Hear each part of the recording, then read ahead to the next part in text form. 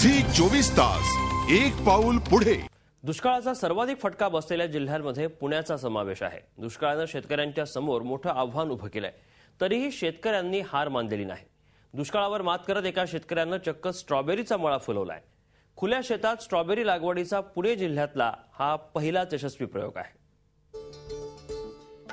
ही लाल चुटुक स्ट्रॉबेरी पाचगणी आणि महाबळेश्वरची नाही, तर ही आहे पुणे जिल्ह्यातील भोर तालुक्यातल्या केळवडे गावात स्ट्रॉबेरीचा हा मळा फुललाय। महाबळेश्वर पाचगणी सारखं अनुकूल हवामान नसताना देखील स्ट्रॉबेरी घेण्याचं धाडस केलंय संतोष कोंडे या शेतकऱ्यानं। स्ट्रॉबेरीनं लगडलेल्या या वेली कोंडे यांचं हे धाडस किती योग्य होतं याचीच ग्वाही देतात। तर पुणे महाबळेश्वर पुण्यात यायचं ते व्यापाऱ्यांकडे माझं येणं जाणं वाढलं व्यापाऱ्यांक। मग ती स्ट्रॉबेरी कशी पिकवते त्यांची माहिती घेतली आणि ती पिकवायला इथं सुरुवात केली।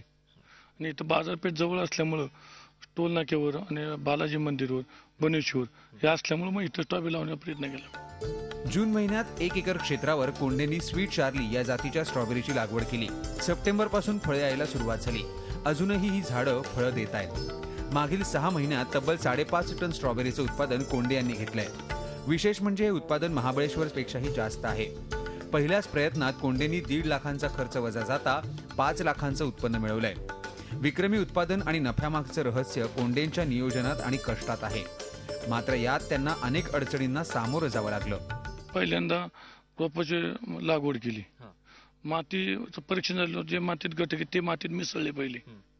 अमोनियम सल्फेट 19 सेंद्रिय खताचं द्रावण ते मातीत मिक्स केलं। कल्पकता, कष्ट करण्याची तयारी आणि धोका पत्करण्याचं जिगर असेल तर यश दूर नाही।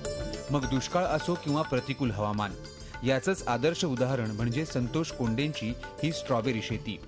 झी 24 ताससाठी नितीन पाटोळे, पुणे। झी 24 तास एक पाऊल पुढे।